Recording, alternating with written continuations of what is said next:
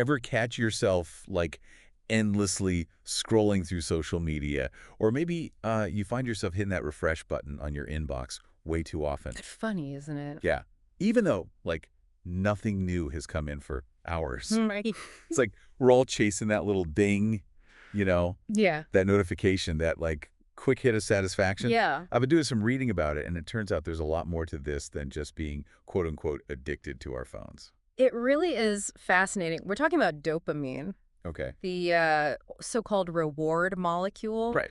and understanding how it works can really be a game changer, especially in a world that's kind of designed to like constantly hijack our attention. So it's like our brains are wired for these quick rewards, Yeah. but I've also noticed those rewards don't last. Yeah. Like I end up wanting more and more. Exactly. Think of it like this. Dopamine is less about pleasure itself and more about the anticipation, the Yeah. wanting. Researchers have found that the biggest surge of dopamine happens not when we receive a reward, but actually when we're anticipating it. Oh, that makes sense. Yeah. Like, remember that concert we went to a few months ago? Yeah. The weeks leading up to it were almost more exciting than the actual show. That's dopamine at work. It's Yeah. like driving us towards that anticipated reward. And it's also why that first sip of coffee in the morning feels so good. Yeah. But like by the end of the cup, it's just coffee. Yeah. The anticipation is gone. So dopamine is driving us towards these rewards, Mhm. but it also seems like it can be a bit of a trap. Yeah, that's the paradox. So we all have a dopamine baseline, right? Yeah. A kind of set point our brain gets used to. But here's where it gets tricky. When we constantly chase those dopamine highs, that baseline starts to shift upward. Okay. Our brain adapts, needing more and more stimulation to reach that same level of satisfaction. Huh. It's like a muscle needing increasingly heavier weights for the same, the same workout effect. So it's like building a tolerance. But instead of a substance, it's like the constant pings and notifications, that instant gratification. We're getting hooked on those. Precisely. And what's even more alarming is that research suggests these artificial rewards, like those social media notifications, can trigger dopamine spikes that are 100 to 1,000% higher than natural rewards. Wow. Imagine the strain that puts on our system. That's a bit scary, honestly. So what can we do about it? It feels like we're up against a system that's, well, bigger than us. That's where the concept of a dopamine reset comes in. And don't worry, this isn't about becoming some, dopamine-deprived monk. It's about optimizing our dopamine system, bringing that baseline back to a healthy level Right. so we can actually experience those natural rewards more fully. And it starts with understanding the 4 steps of the dopamine reset protocol. Okay, I'm definitely intrigued. Let's break down those steps. What's the first one? The first step is assessment. It's all about awareness. Hmm. We need to spend some time understanding our own patterns, tracking those dopamine triggering activities. So like actually making a list of all those things we do throughout the day that give us that quick hit. Exactly. You might be surprised by what you discover, but simply being aware of those activities is the first step towards taking back control. All right. Awareness is key. What's next? What's step 2 in this dopamine reset? Step 2 is creating what we call dopamine space. Okay. This is where we strategically implement breaks between those high dopamine activities. So instead of like checking email every 5 minutes, maybe we stretch that to 15 minutes, then 30, work our way up to longer stretches. I can see how that would be tough, but I also see how it would like force me to be more intentional with my time. Right. What about the third step in the dopamine reset? Step 3 is all about building sensitivity to those natural rewards again. We want to engage in activities that promote a slow and steady release of dopamine, rather than those quick spikes that lead to that dopamine paradox we discussed earlier. So like, what are some examples of those natural dopamine activities? I'm assuming scrolling through social media isn't one of them. Definitely not. Okay, good. But there are many others, and they're surprisingly simple. Things like going for a walk, especially in the morning sunlight, connecting with friends, like face-to-face, and even taking a cold shower. Hold on, a cold shower. How does that boost dopamine? Well, cold exposure is a powerful tool. It activates our sympathetic nervous system, Okay. leading to a release of dopamine and other feel-good neurochemicals. Think No. about our ancestors. They had to be alert and focused to survive in cold environments. Mm-hmm. It's a primal response. That makes a lot of sense. Yeah. So we've got assessment, creating space, and building up those natural rewards. What's the final step in this dopamine reset protocol?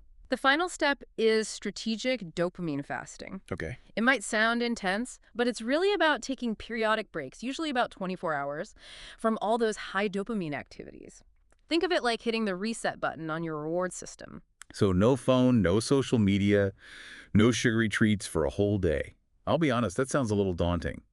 But I'm also curious, what happens during those 24 hours?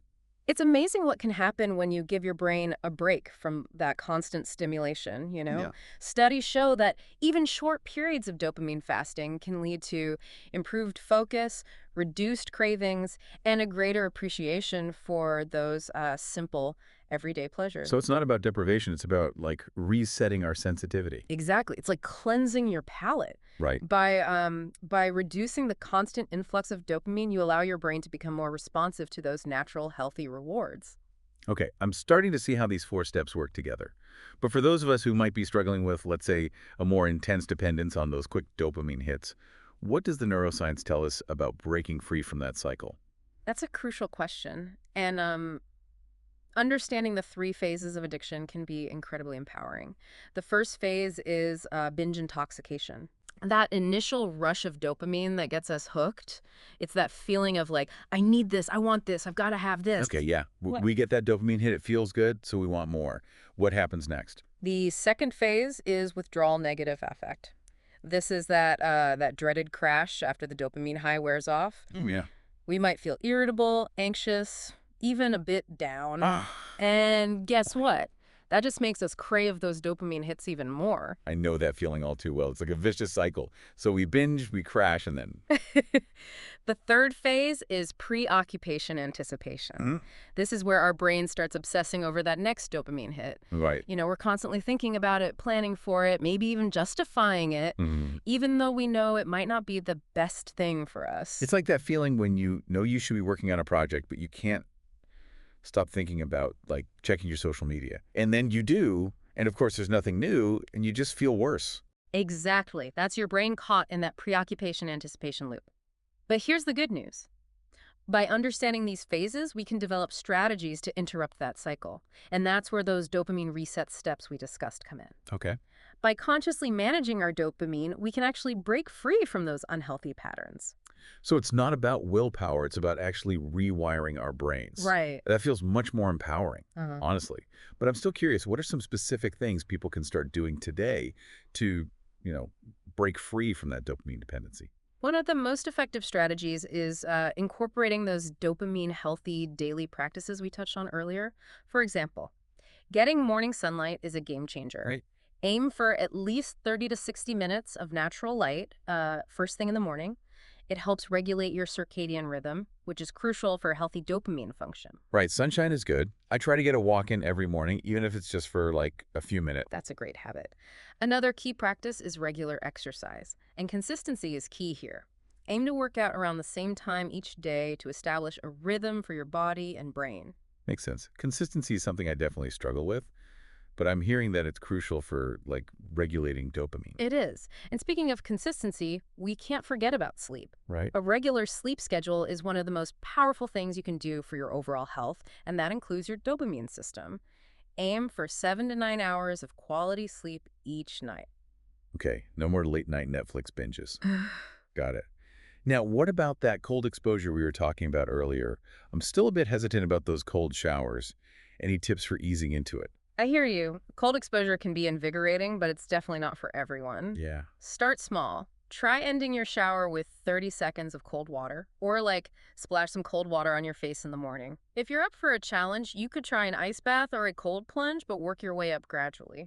Baby steps. But what was that last practice you mentioned? The last one is delayed gratification training. This is all about resisting those immediate impulses and learning to wait for rewards. It's like building a muscle, the muscle of self-control. So, like, choosing to work on that important project instead of getting lost in a YouTube rabbit hole. Exactly. Or saving up for something I really want instead of impulse buying something on sale. Exactly. It's about making conscious choices that align with our long-term goals, even if it means delaying that immediate dopamine hit. And the more we practice delayed gratification, the stronger those neural pathways associated with self-control become. It's fascinating how much we can learn from simply understanding this one little molecule, dopamine. It It's like is. a whole new level of self-awareness. It truly is. And remember, the goal is not to eliminate dopamine. Dopamine is essential for motivation, drive, and experiencing pleasure. It's about restoring balance, Mhm. optimizing our dopamine system so it works for us, not against us. So to recap, we've got our 4-step dopamine reset protocol. Hmm. Assess, create space, build natural rewards, and strategic fasting. And then these awesome daily practices to help us build a dopamine-healthy lifestyle. That's a lot to take in. Where should our listeners begin? I'd recommend starting with that free dopamine reset workbook mentioned in the source material. Okay. It provides a structured approach to implementing these strategies and tracking your progress. That's a great resource. We'll definitely include a link to that in the show notes. Any final advice for our listeners who are ready to take control of their dopamine and start living a more fulfilling life? Start small, be patient with yourself, and celebrate those small victories along the way. Change takes time, and it's not always linear. Right. There will be days when you slip up, and that's perfectly okay. The key is to learn from those experiences and keep moving forward on this journey to dopamine optimization. Progress, not perfection, right? And speaking of progress, what are some signs that someone's dopamine system is starting to reset? How do they know if they're moving in the right direction? One of the first signs is that those cravings for those quick dopamine hits, they start to lessen. Okay. You might find yourself naturally reaching for healthier choices, like Uh-huh. going for a walk instead of mindlessly scrolling or choosing a piece of fruit over that candy bar. That's interesting. So it's not just about willpower, it's about those cravings actually diminishing. Exactly. My brain is actually changing. As your dopamine baseline resets, your brain starts to rediscover satisfaction in those, natural rewards again. Right. Those subtle joys we might have been overlooking. That's pretty amazing. Any other signs to watch for? You might also notice a boost in your energy levels and motivation. Okay. Things that used to feel like a chore might start to feel more enjoyable. You might find it easier to focus and concentrate without getting as easily distracted. Wow. So it's like a whole life upgrade, all thanks to understanding this one tiny molecule. Hmm. But I'm also wondering, are there any potential pitfalls our listeners should be aware of as they embark on this dopamine reset journey? Sure. Things that might trip them up or make them feel like they're not making progress. Absolutely. One common pitfall is going too extreme too quickly. Okay. Remember, it's a marathon, not a sprint. If you try to cut out all high dopamine activities cold turkey, you're more likely to experience those intense cravings and potentially fall back into old patterns. So start slow and steady, gradually building those healthy habits. I can see how that would be more sustainable in the long run. Any other potential challenges? Another challenge is a social pressure. We live in a world that's constantly bombarding us with those, high dopamine temptations. Yeah. It takes conscious effort to resist those influences and stay committed to our goals. It's true. It's like everyone's trying to hijack our dopamine systems. Yeah. Any tips for navigating that social pressure? Surround yourself with supportive people uh, who understand and respect your goals. Okay. And don't be afraid to set boundaries. It's okay to say no to things that don't align with your, dopamine healthy lifestyle. We've covered a lot of ground in this deep dive.